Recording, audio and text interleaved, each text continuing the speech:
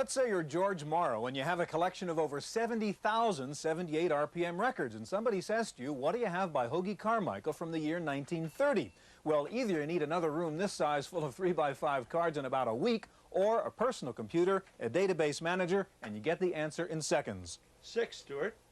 Which one do you want? Well, I don't know. Today we're going to take a look at one of the most powerful applications on a personal computer, database management, on this edition of the Computer Chronicles.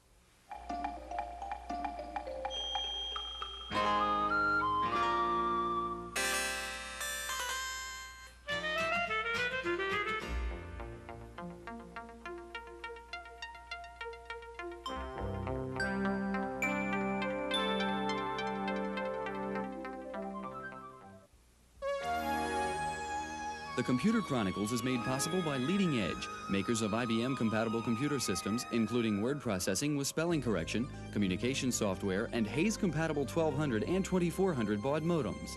Leading Edge, with over 1,000 service centers nationwide. Leading Edge, leading the way to the information age. Additional funding is provided by McGraw-Hill, publishers of Byte. Byte's detailed technical articles on new hardware, software, and languages cover developments in computer technology worldwide.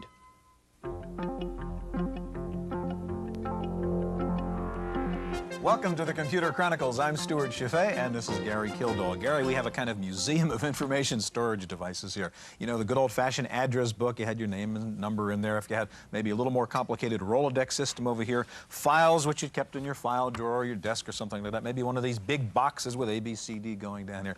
These are all rather primitive ways of storing information, obviously. They take up a lot of room. They're very hard to update. You can only sort them along one dimension, usually alphabetically and so on. That's why we have computers and database managers, fortunately.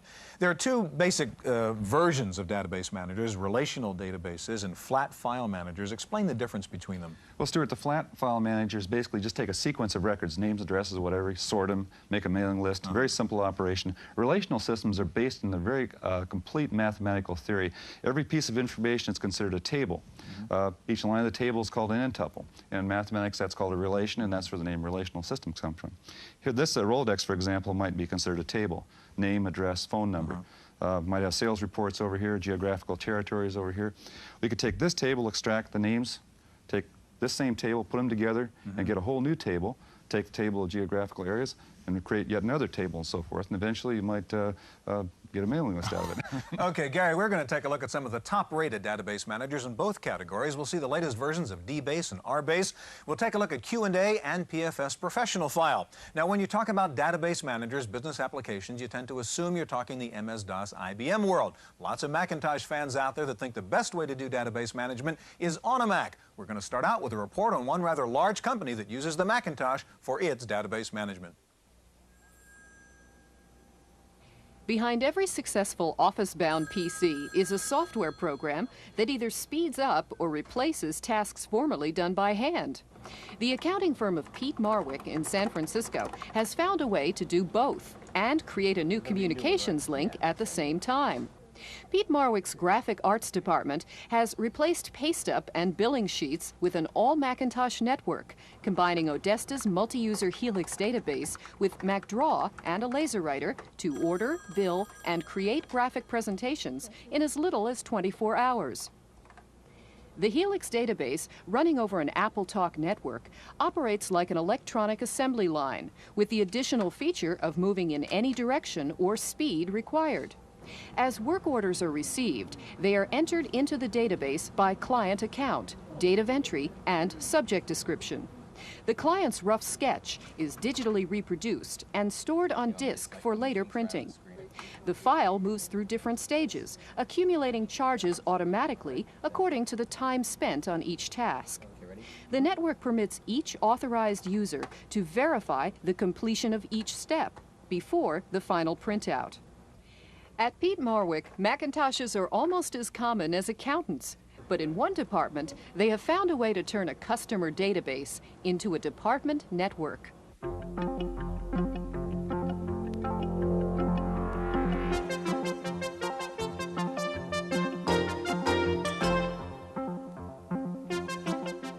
Joining us now in the studio is Dennis Travins. Dennis is production manager with Stanford University's Instructional Television Network. Also with us, Jim Hubbard, a real estate broker with Number One Realtors. Gary. Dennis, you and Jim are both users of database systems rather than trying to promote a product. And so just how do you use a database in your particular line of work? At the Stanford Instructional Television Network, we broadcast live computer science and engineering courses out to Silicon Valley directly from our studio classrooms on campus. My job as the video production manager is to manage 6 different studios all through the day with different professors and different staff coming in, student technical directors and different requirements. So I use a database to keep track of all that, besides all the different accounting procedures that are necessary. Okay. And Jim, you're in the real estate business, I understand. Yeah. And how do you use database?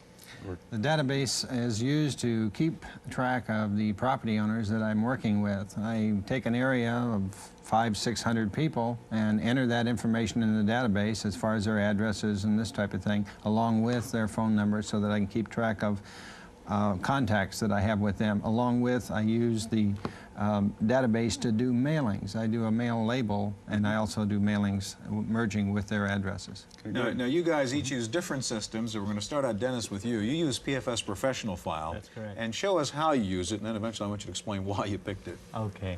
What I have here is a outline of a database that I've used that keeps track of all of my people in the studios.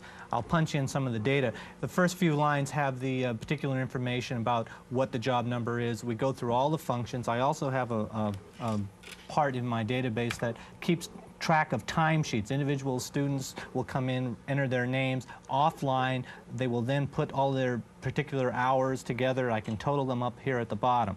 Then we can go on. What I've also created here is a rate card. I go through, and there's different fields here where I can enter a number and calculate exactly what the actual dollar amount of those particular. So you got lots and lots of fields here for each of these records. Yes, I do. One of the other things that I can do here is I can create reports using my standard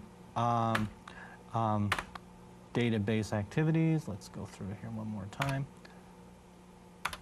I'm going to go through here and call up a report using a macro. I'm going to go here, call up a list of macros that I've created ahead of time for my expenses. I'm going to create a crosstab report. So you're basically getting a report that would combine all that information, summarize it as to what it cost you to do some particular production? Yes, that's exactly right. Okay. Here, I've had it stop here to make sure that we're going to have this printed to the screen. We go through, and this could either go to the screen or to the printer. Dennis, how many records would you typically have active at any one time? I have as much as 365. We're on a quarter system, so I can have 300 to 400 different records working at a time. Okay. One of the most powerful reasons I like Professional File is part of the professional PFS family. It allows me to dump this onto a spreadsheet program, and then I use the spreadsheet as a standard accounting. And use that for billing your clients, that sort of thing. Correct. Okay, now Jim, you use something else. You decided to use Q&A from Symantec, and tell me why you used that particular database manager. Q&A is a very powerful database manager. I usually run anywhere from 2,000 to 3,000 properties. And in these properties, I keep track of the last time I mailed them, and also information about the particular properties, bedroom sizes, this type of thing. And so I can access the database, gather information, and I can do a mailing, keep track of the people, and mainly my business is people, so I have to know what's going on. Jim, the product you use, Q&A from Symantec, is advertised to have an artificial intelligence component. That's a natural language. You can parse natural language. Can you show us how that's used in your particular work? Sure, I'll be happy to. I'll pull up some forms here that I did a mailing on the 2nd of this month. So I can type in normal English, show me all forms mailed on, say, 4/2/1987, and hit return. Now it's come on forms, which is questioning what it is. It says, it's sort of parsing that sentence to see if it understands every word, and it has a question about what you meant by form. That's right. So it's saying, is it part of the built-in dictionary or vocabulary, or is there some other information that it's requiring?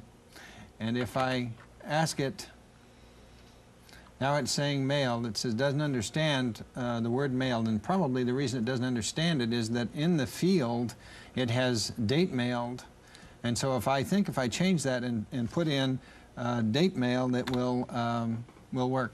Let's try. So the sentence itself is somewhat sensitive to what data it has to be part of the field of the database, right?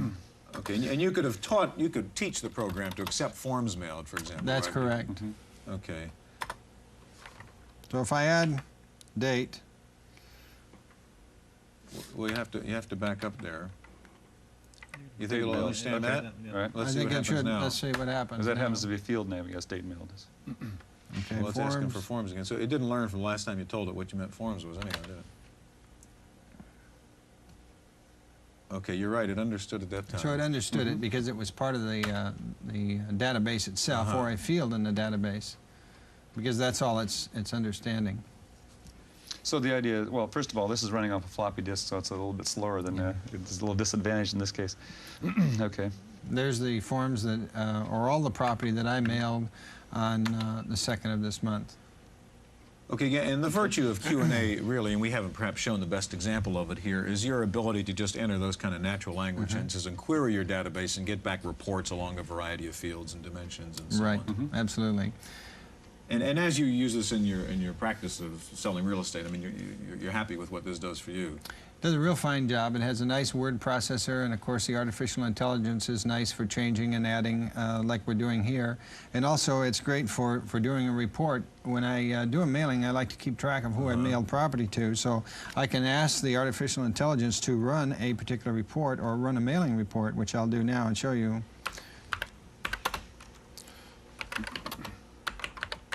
Okay, so you're saying run the mailing report, which means what? Show you what mailings went out? This on the will most be recent everything date? that I've done a mailing on. It will give me a report. Okay, well, you misspelled the, and it couldn't figure that one out. Okay, it's asking me to edit that, so I can press.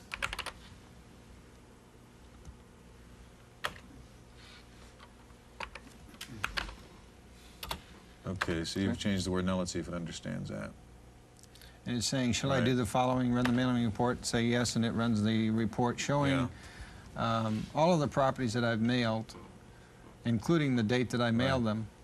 And the theory, Gary, I guess, is that's supposed to be simpler than having to use some complicated command structure in which And you of have course, to that's remember that's commands. the extension that people have, is whether it's easier to try and learn the. But you have to English type language right, or and you have to use the right yeah. words, etc. Right, Okay, right. gentlemen, thank you very much. In just a minute, we'll see the newest versions of DBase and RBase. First of all, when you try to pick one particular database manager, sometimes it's hard to find one program that does everything you want. Well, we found an optometrist in San Bruno, California, who uses several database managers in his business. Wendy Woods has a report.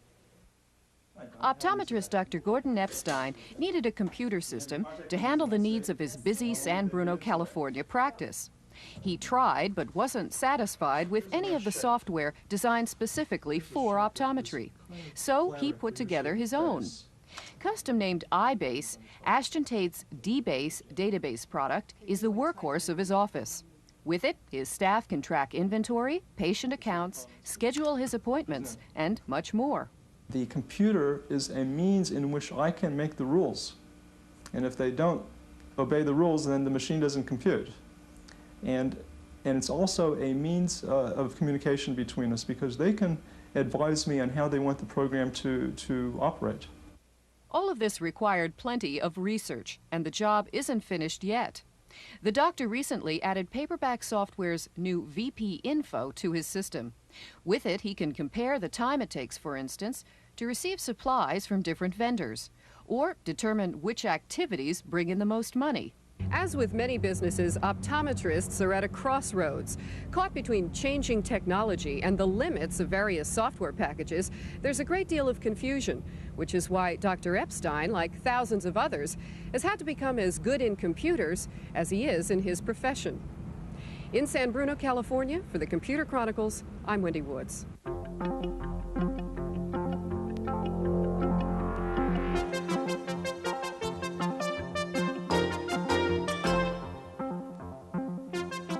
With us in the studio now is Tom Kozik, Applications Director with Ashton Tate. And next to Tom is Lynn Lukanen, the Director of Advanced Database Products at Microrim. Tom, the two products I've just seen, PFS Professional File, Q&A, are both flat file managers. How does a relational system differ from a flat file manager? Well, a relational system takes advantage of the fact that a lot of data is often kept in different departments or disparate sets of information. So you can relate information from one file and information that's common in another file. A common example that's often used is invoices to orders. There's a common number generally kept between the two pieces of information that make them related. And so Relational Database Manager links the two files together on that bit of information when you need the information. Okay. Okay, now DBase 3 Plus is, of course, one of those, and one of the most well-known, the sort of granddaddy of the database managers. Show us a little bit of this newest version of DBase 3. All right. What we're looking at right now is the menu-driven assistant within DBase 3 Plus. And what I'm going to do is simply pick up a file called a view file. Very often, users use the same files in, day out, and we'll set up screens for it, define sort orders, index the files in a certain order. Well, you can save all those settings into one type of file called a view file and simply restore all those settings in one shot. Okay, with the way you want to look at a particular file. Now, going across, I can find a given record within this database a number of ways. I can locate it and spell out the conditions that I want to find it under. In this case, I can go out and seek it because I know exactly what I'm looking for. In this case, I know the files are ordered by a customer number. So I can simply type in the customer number, 08292 1017. Whatever his number was. Yeah, that was the number, something like that. Press return, and now I'm positioned at that record. I can tell by the status line along the lower portion of the screen. Okay, you don't see the record yet, but the status line is telling you it's found it. Right, the status line tells me what record I'm pointing at out of the entire database.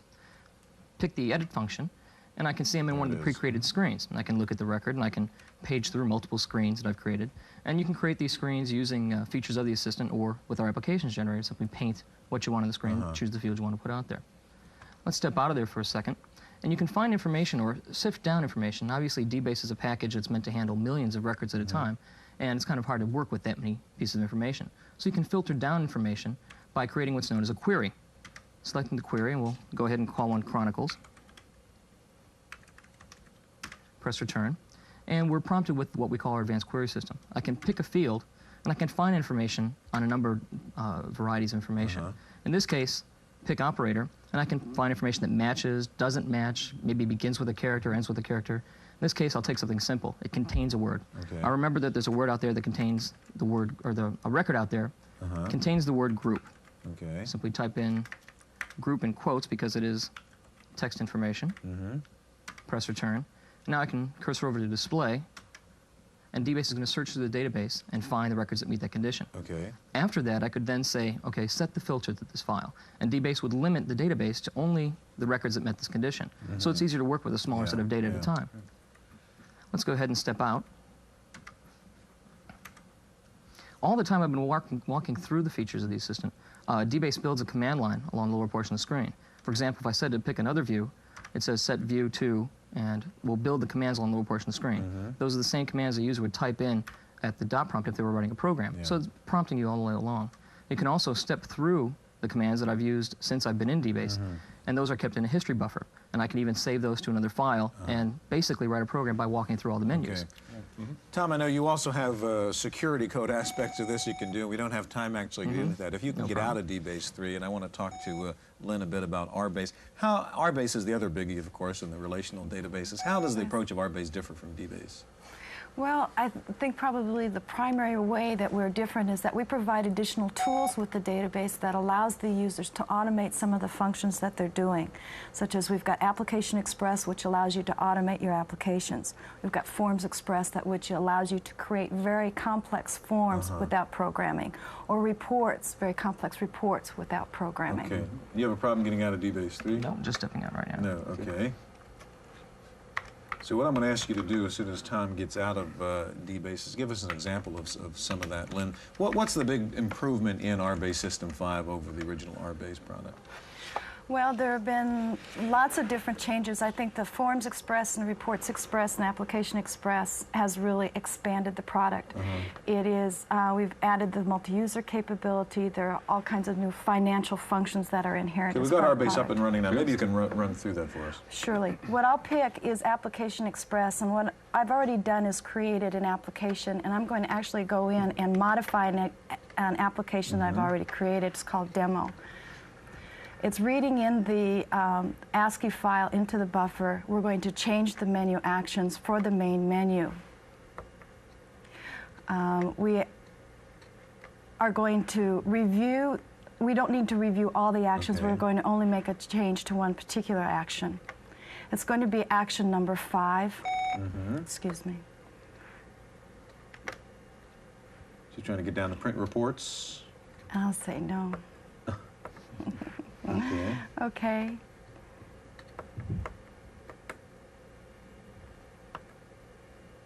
There we go. Okay.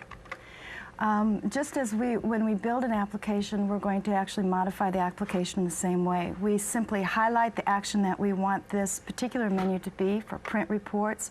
We select the table we want to work with. We can use the report that we've already created. We have the option to edit that.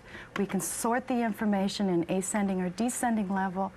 We can sub-select or take a portion of the total customer base for our report, and then we can complete our actions. Okay, we don't need to make any other changes, and we're going to save our application. What it's actually doing is writing. It's actually writing the procedure at this time. Instead of writing all of this code, Yeah, this is it.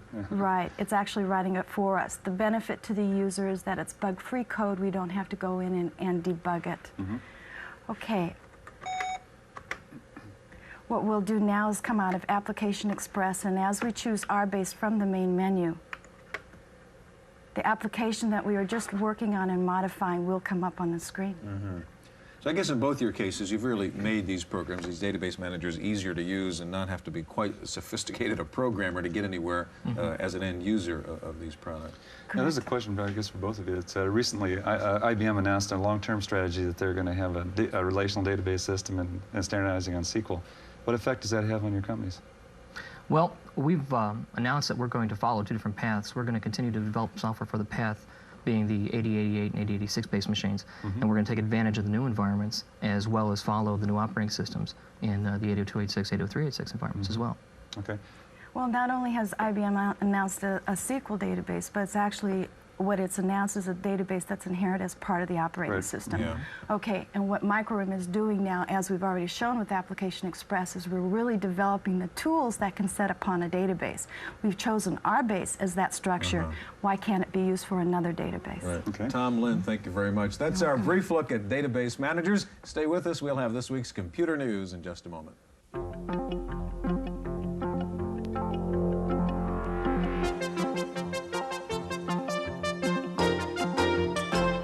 In the Random Access file this week, if you're waiting in line for a Toshiba T3100 portable, you may be in for a long wait. Toshiba announced this week that in light of the new tariffs on Japanese laptops, it will no longer export the T3100 or the T1100 into the United States. The new 100% tariff has effectively priced the Japanese laptops out of the U.S. market.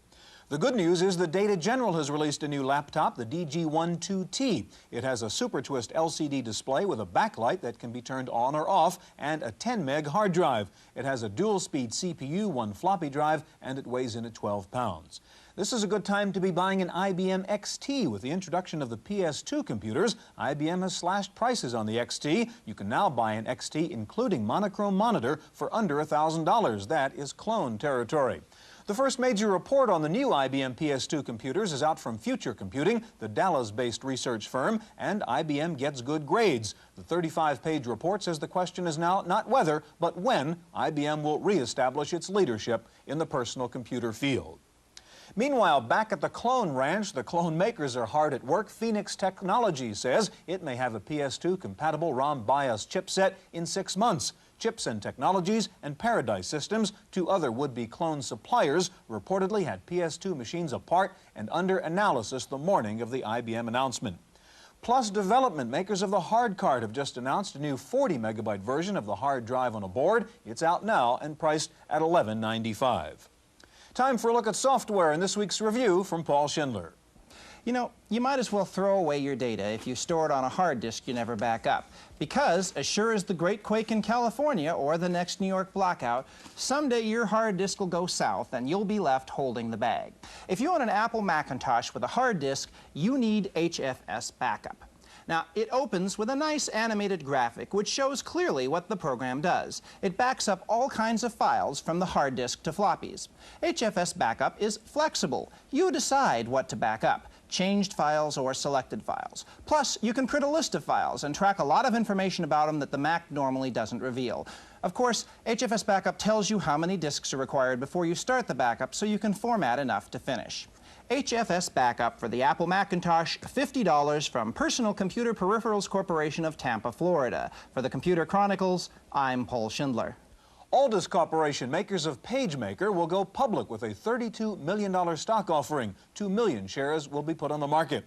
Digital Research has announced its entry into the desktop publishing field with GEM Desktop Publisher. DRI says you can run GEM DTP after reading only 2 pages of the manual. It runs on any 512K PC and will also run on the new IBM PS2 computers.